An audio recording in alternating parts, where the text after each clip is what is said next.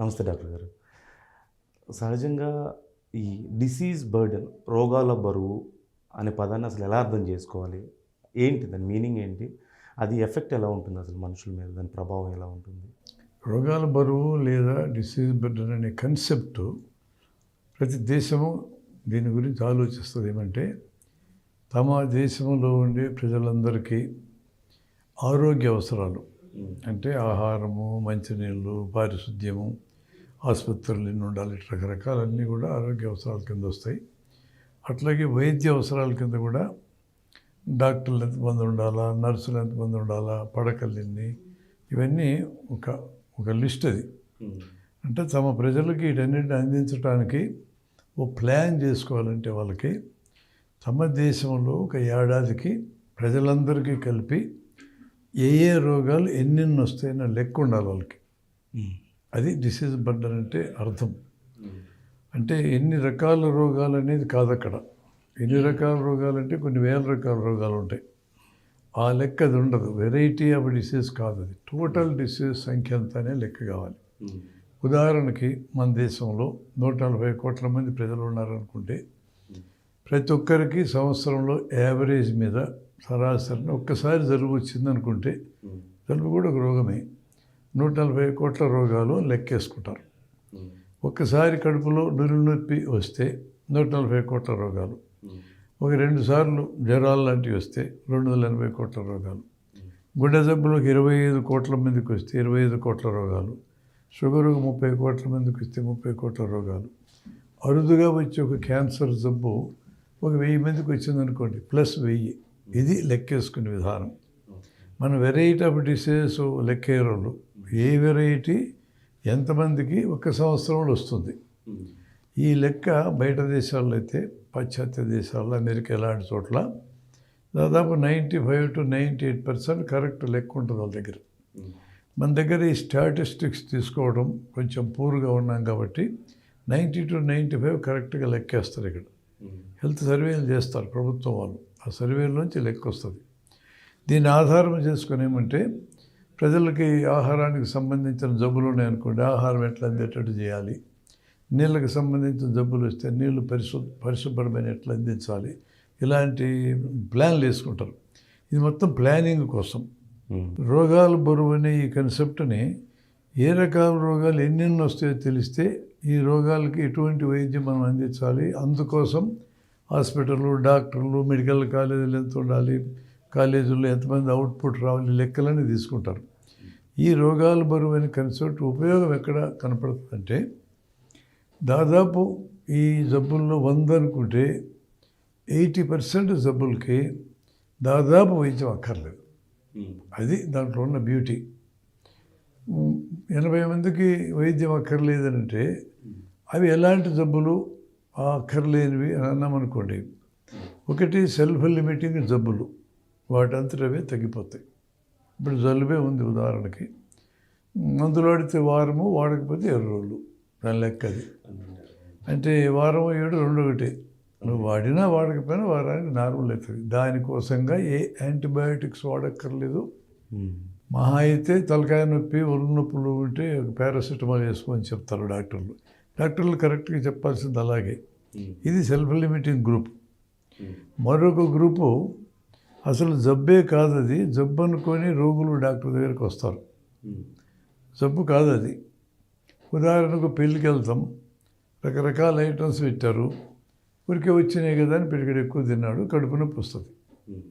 ఈ కడుపు నొప్పి డాక్టర్ దగ్గరికి వస్తే ఏం చేస్తాడు, అతనికి ఇవన్నీ తెలియదు. ఈ హిస్టరీ అడిగితే తెలుస్తుంది. ఏమన్నా తిన్నావా, గిటంది తిన్నావా, ఎక్కువ తిన్నావా అంటే తెలుస్తుంది. అంత ఓపిక డాక్టర్లకు లేనప్పుడు ఏం చేస్తారంటే స్కానింగ్ పరీక్ష చేయించుకో, ఎండోస్కోప్ పరీక్ష చేయించుకొని 3-4 వేలు అయిపోతాయి. ఎంత అయితే ఒక రోజు రెస్ట్ ఇస్తే పొట్టకి బాగవుతుంది, అందుకంటే ఏం చేయాల్సిన పనిలే. ఇది రోగం కానీ రోగమని. గుండెలో చురుక్కుని వస్తారు కొంతమంది, అది గుండె జబ్బు అనుకొని భయపడి వస్తారు. ఎవరి దగ్గరికి వెళ్తారు? ఇప్పుడు జనానికి తెలివితేటలు ఎట్ట పెరిగినాయి అంటే డైరెక్ట్గా డాక్టర్ దగ్గరికి వెళ్ళిపోతారు. గుండె డాక్టర్ దగ్గరికి ఆయన పరీక్షలు చేయకుండా మాట్లాడు, ఈసీజీ తీయించుకో అంటాడు, ఈకో అంటాడు, ఎక్స్రే చెస్ట్ అంటాడు, ట్రెడ్మిల్ అంటాడు, ఇంకా ఆ తర్వాత యాంజియోగ్రామ్ అంటాడు. ఇవన్నీ 5-10 వేలు షవరు. ఎంత ఏంటది ఆ చురుకు చురుకు అనేది అంటే కండరాల నొప్పి. కండరాలకు రక్తం సరిగా అందకపోతే నొప్పి వస్తుంది. గుండె చురుకు కండరాలు. వస్తుంది. పై కండరాలకి ఇక్కడ ఓకే. చెస్ట్ గుండె గుండె చుట్టూ కండరాలు ఉండే గుండె కండరాల సంగతి కాదు అది. ఓకే. గుండె చుట్టూ గుండె ఉండే కండరాలకి నొప్పి వస్తే అసలు ఇటు రాదు, అది వేరే రూపంలో వస్తుంది. మ్మ్.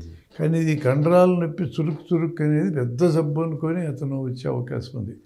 ఈ జబ్బే కాదు, దానికి వైద్యం అక్కర్లేదు. ఇది రెండో గ్రూపు. ఈ మూడో గ్రూపు జబ్బే చిన్న చిన్న గడ్డలు చర్మం కింద ఉంటాయి, చంకల్లో ఉంటాయి, మెడలో ఉంటాయి. అది తగ్గదు, పెరగదు, మనల్ని ఏమీ చేయదు, ఉంటాయి చచ్చిపోయేదాకా మన ఉంటాయి. వాటిని కూడా జబ్బులు అనుకొని వస్తారు. అది ఉండకూడదు అనుకుని వస్తే డాక్టర్ సర్జరీ చేయించుకో, ఆపరేషన్ చేయించుకో అంటాడు. అది ఉంటే ఉంటుంది అట్లే. ఆ గడ్డల్ని ఎప్పుడు మనం టచ్ చేయాలంటే గబగబా పెరిగినా, దాని మీద పుండు పడినా, చర్మం మీద కదలకుండా అతుక్కొని పోయి ఉన్నా, నొప్పి చేసిన ఈ 4 సందర్భాల్లో మాత్రమే గడ్డలు తీయాలి. మిగతాప్పుడు అక్కర్లేదు, వదిలేస్తాం. చాలామందికి చర్మం కింద లేపోమైన గడ్డలు ఉంటాయి, గమనించి ఉంటాం మనం. సంకల్లో గడ్డలు రావటం, గద్దల్లో గడ్డలు రావటం, మెడలో గడ్డలు రావటం చేస్తాం. డిస్క్రీట్గా విడివిడిగా ఈ గడ్డలు ఒకదానితో కలవకుండా కానీ ఉంటే ఏమి చేసే కాదు. అంటే ఇలాంటివన్నిటినీ మనము జబ్బుల కింద లెక్కేసుకుంటాం. వీటికి ట్రీట్మెంట్ అక్కర్లేదు. ఇక 4వ గ్రూప్ సైకోసోమాటిక్ గ్రూప్ అని ఒకటి ఉంది. ఎక్కువ మానసికంగా ఒత్తిడి ఎక్కువైతే శరీరం మీద జబ్బుల ప్రభావం పడుతుంది. కనీసం 40 రకాల రోగాలు అట్లా ఉన్నాయి. ఇప్పుడు మానసిక ఒత్తిడి లేనటువంటి చోటు ఎక్కడ ఉంది? ప్రతి ఒక్కరికి ఉంది కదా. ఆఖరికి పిల్లలకు కూడా అంటించినాం కదా ఈ జబ్బు. మనం మార్కులు ర్యాంకులు అనే పేరుతో పిల్లల్ని తరిమేసాం కదా. వాడు కూడా గుండె నొప్పి, కడుపు నొప్పి, తలకాయ నొప్పి అని వస్తూ ఉంటారు. అట్లా ఈ జబ్బులు 80% జబ్బులు డిసీజ్ బర్డన్లో మనకి లిస్టులో వచ్చినవి. వైద్యం అక్కర్లేని జబ్బులు అనేది ప్రభుత్వానికి అర్థమైతే వీళ్ళ కోసం ప్రభుత్వం చేయాల్సిన ప్లానింగ్ ఏం లేదు. ఇవి జబ్బులు కాదు, మీరు భయపడకుండా ధైర్యం చెప్పడమే. 80% జబ్బులకి ధైర్యంతో పరిష్కారం అయితే ఇంక దేనికోసం డాక్టర్ దగ్గరికి పోవాలా? డాక్టర్ దగ్గరికి పోతే వదిలిపెడతాడా? వదలరు కదా. అదే అభివృద్ధి అయిన దేశాల్లో కరెక్ట్గా వైద్య విధానం ఫాలో అయిన చోటైతే ఈ జబ్బులకు వైద్యం అక్కర్లా, జనాన్ని ఎడ్యుకేట్ చేయండి అని చెప్తారు. స్కూళ్ళల్లో, కాలేజీల్లో, లేదా రెగ్యులర్ రకరకాల మెటీరియల్, టీవీలు వగైరా ఎడ్యుకేట్ చేయమంటారు. కార్పొరేట్ వైద్యం ఉన్న దగ్గర మన దేశంలో అన్ని చోట్ల డైరెక్ట్గా కార్పొరేట్ దగ్గరికి పేషెంట్ వెళ్తాడు. చిన్న డాక్టర్ల దగ్గరికి వచ్చి ఫ్యామిలీ డాక్టర్ అనబడి కన్సెప్ట్ లేదు ఇక్కడ. వచ్చి దీనికి వైద్యం అవసరమే కాదని ఎవడు అడగడు. డైరెక్ట్గా స్పెషలిస్టు, సూపర్ స్పెషలిస్ట్ దగ్గరికి వెళ్తే వాళ్ళు ఎవరు కూడా నీకు జబ్బు లేదు, ఇంటికి వెళ్ళు, ఏం పర్వాలేదని చెప్పరు. ప్రైవేట్ హాస్పిటల్స్ ఆ ప్రమాదం కోసం ఈ కన్సెప్ట్ మనం నేర్పించాలంటున్నాం. అది ఇప్పుడు మీరు చెప్పినట్లుగా కొన్ని చాలా వరకు జలుబులు, దగ్గులు, లేదంటే జ్వరాలు వాటంతటా అవే తగ్గిపోతాయి కొన్ని రోజుల తర్వాత అంటున్నారు. కానీ హాస్పిటల్స్కి వెళ్ళి వేలు లక్షలు ఖర్చు పెడుతున్న వాళ్ళు ఉన్నారు వాటి కోసం. ఎలా వాటిని మనం అర్థం చేసుకోవాలి, లేదంటే ఎలా తగ్గించుకోగలం? ఒకవేళ ఆ బాధ నుంచి కొంచెం త్వరగా రిలీఫ్ అవ్వాలంటే మార్గాలు ఉన్నాయా మనకి ఇంట్లో? ప్రజలకి ఏమంటే వెంటనే తగ్గాలని కోరిక ఉంటుంది.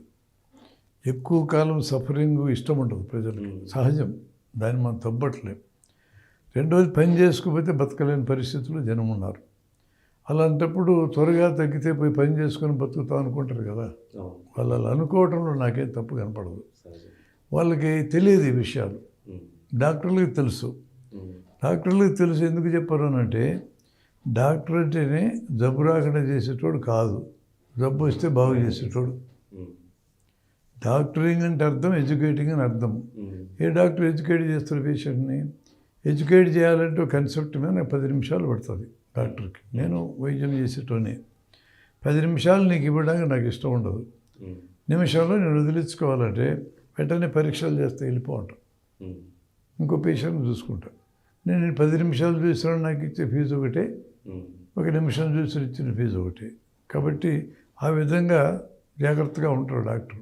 రెండోది, వైద్యం అవసరం లేని రోగాలు ఉంటే జనాన్ని ఎడ్యుకేట్ చేస్తే డాక్టర్కి ఏం ప్రయోజనం? వాళ్ళ బిజినెస్ ఇది వైద్యం అవసరమని నీకు భయం కలిగితే నువ్వు పరీక్షలు చేసుకుంటావు, మందులు రకరకాల మందులు వాడతావు. ఆపరేషన్ అవసరం ఉన్నా లేకపోయినా నేను చెప్పాను అనుకోండి, చేయించుకుంటావు. డైరెక్ట్గా మీకు అంటే రోగులకి పెద్ద డాక్టర్ దగ్గరికి పోవాలని ఒక కన్సెప్ట్ మనం ఎక్కించినాం తలకాయకి. ఈ జబ్బు ఎవరైనా చిన్న డాక్టర్ని చూడగలరు అనేది ఉండదు ఇక్కడ. అసలు ఎంబీబీఎస్ డాక్టర్ల దగ్గరికి వెళ్ళాలి, స్పెషలిస్ట్ దగ్గరికి వెళ్ళాలి, సూపర్ స్పెషలిస్ట్ దగ్గరికి వెళ్ళాలి. తలకాయ నొప్పి అంటే డైరెక్ట్గా న్యూరాలజిస్టు, మెడకాయ నొప్పి అంటే న్యూరో సర్జను, చెస్ట్లో ఏమి నొప్పి వచ్చినా, కండరాల నొప్పి వచ్చినా సరే డైరెక్ట్గా కార్డియాలజిస్టు. ఇట్లా ఉంది ఆలోచన. ఈ ఆలోచన జనానికి ఆలంతరాలకు వచ్చింది కాదు అది. ఈ ఆలోచన నేర్పించింది కూడా డాక్టర్లే. రెండోది గూగుల్ లాంటివి వచ్చినాయి కదా, జీప్ చార్ట్స్ అన్నీ ఎక్కిస్తూ ఉంటాయి. దాంతో భయం కలుగుతుంది. ఆరోగ్యంగా పోతే ఎట్లా చచ్చిపోతానని భయం కలుగుతుంది. ఈ భయం మార్కెట్ అయిపోద్ది. భయం కూడా సరుకు కింద మారిపోద్ది, మార్కెట్ కింద మారుతుంది. ఎట్లా దీన్ని వదిలించాలంటే ఖచ్చితంగా దీన్ని డాక్టర్లు అయితే చేయరు. ఇది ఫస్ట్ మనకు గుర్తుండాలి. డాక్టర్ అనేవాళ్ళు ఎప్పుడు కూడా రోగం వస్తే బాగుండని కోరుకుంటారు. అందుకే ఒక హాస్పిటల్ ఓపెన్ చేసుకునేటప్పుడు ఈ హాస్పిటల్ దినదిన ప్రవర్ధమానమే అభివృద్ధి కావాలని దీవిస్తాం. అంటే అర్థమైంది జనానికి రోగాలు రావాలని అర్థం. ఆ దీవెనే తప్పు దీవెన. ప్రజలకు జబ్బు రాకుండా ఉండాలా, ప్రశాంతంగా ఉండాలా, ఆనందంగా ఉండాలని కోరుకోవడం ప్రభుత్వాలు కోరుకోవాలి. డాక్టర్లు ఆ కోరికలో ఉండరు. కాబట్టి అక్కడ జరగదు ఆ విద్య. ఈ విద్య అందించాలంటే ప్రజలకి ఎడ్యుకేషన్ ఇన్స్టిట్యూట్స్లో జరగాలి, లేదా మీడియా చేయాలి. మీడియా రకరకాల ఇన్ఫర్మేషన్ సేకరించి అది ప్రింట్ మీడియా కానీ ఎలక్ట్రానిక్ మీడియాలు కానీ నిరంతరం జనానికి ఈ విషయాలు అందించాలి. అదొక్కటి ఇప్పటికున్నటువంటి మార్గం. ఇందుకు ప్రభుత్వం కూడా పూనుకోవాలి. అంటే గుండెపోటు అనే కాన్సెప్ట్ మనం కూడా మాట్లాడుతున్నాం కాబట్టి ఈ మధ్యకాలంలో వచ్చినటువంటి ఒక పెద్ద సమస్య, చాలామందిని భయపెడుతున్న సమస్య, ముఖ్యంగా యువతని. చాలామంది జిమ్ములు చేస్తున్నాం, గేమ్స్ ఆడుతున్నాం, ఇలా సడన్గా ఉండి ఒక్కసారిగా పడిపోతున్న వాళ్ళు ఉన్నారు. వయసు తేడా లేకుండా ఉంది. అది కూడా 20 ఏళ్ల వాళ్ళు అదే పరిస్థితి, 40 ఏళ్ల వాళ్ళలోనూ అదే పరిస్థితి. ఎలా అర్థం చేసుకోవాలి ఈ పరిస్థితిని? ఇది కరోనా వచ్చిపోయిన తర్వాత ఇది ఎక్కువైందని ఒక పుకారు కూడా మొదలైంది. యాక్చువల్గా కరోనాకి దాని సంబంధం లేదు. ఇలా తక్కువ వయసులో గుండెపోటు లాంటిది. గుండెపోటు అంటే గుండెకి రక్తం సప్లై చేసే రక్తనాళాలు బూడిపోతాయి. గుండె నొప్పి అంటే గుండెకి రక్తం సప్లై చేసే రక్తనాళాలు సన్నబడతాయి తాత్కాలికంగా. స్పాజం అంటారు దాన్ని. తాత్కాలికంగా సన్నబడితే ఒక స్ట్రెయిన్ ఉన్నప్పుడు మనిషికి, అంటే ఒత్తిడి ఉన్నప్పుడు తాత్కాలికంగా సన్నబడితే రెస్ట్ తీసుకుంటే తగ్గిపోతాయి. ఓకే. ఇక్కడ గుండె పోటులో బూడిపోతాయి, బ్లాక్ అవుతాయి. బ్లాక్ అయిన రెస్ట్ తీసుకున్న బాగోవు. లైఫ్ స్టైల్ అనేది మారిన కారణంగా ప్రజల్లో తక్కువ వయసులో గుండెపోట్లు వస్తున్నాయి. ఒకప్పుడు 40 ఏళ్ళు దాటిన వాళ్ళకి వచ్చేవి, 40-50 ఏళ్ళ క్రితం. ఇప్పుడు 20 ఏళ్ళకి కూడా వస్తున్నాయి. నా దగ్గర పనిచేసే ఒక స్టాఫ్ 25 ఏళ్ళు అతనికి. ఎక్కడో వేరే బయట ఉంటాడు, మా హాస్పిటల్ ఊరికి దూరంగా ఉండేది. తెల్లవారుజామున కడుపులో మంట. ఏమనుకుంటారు? కడుపులో మంట అయితే గ్యాస్ట్రిక్ ట్రబుల్ అనుకుంటారు. అతను కూడా పొరపాటు పడ్డాడు, గ్యాస్ట్రిక్ ట్రబులే అనుకున్నాడు. తెల్లవారుజామున కడుపులో మంట వచ్చి చెమటలు బట్టి వాంతులు వస్తే దాదాపు 99% ఇది హార్ట్ అటాక్. అక్కడెక్కడ ఛాయిస్ తీసుకుంటా లేదు.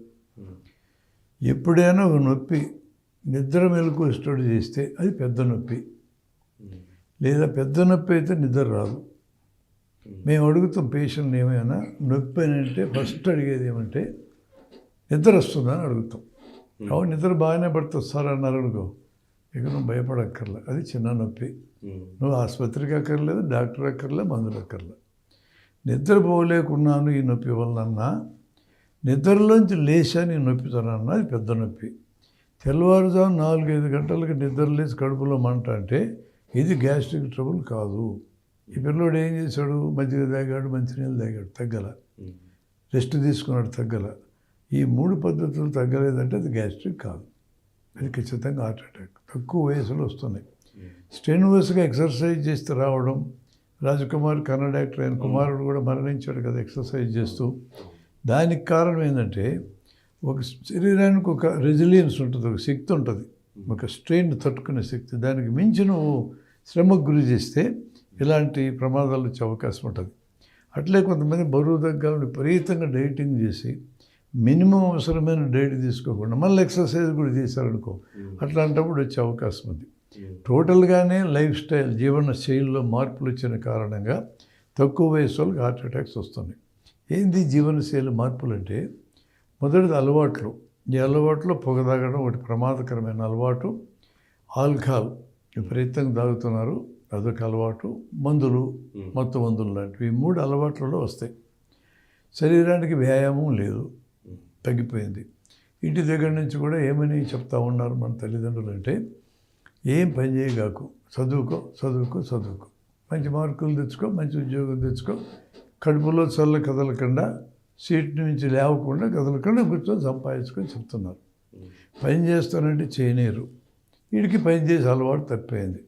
మన పని మనం చేసుకోవడానికి కూడా సిద్ధపడరు. శరీరానికి పని లేకపోతే శరీరం ఆరోగ్యంగా ఉండదు.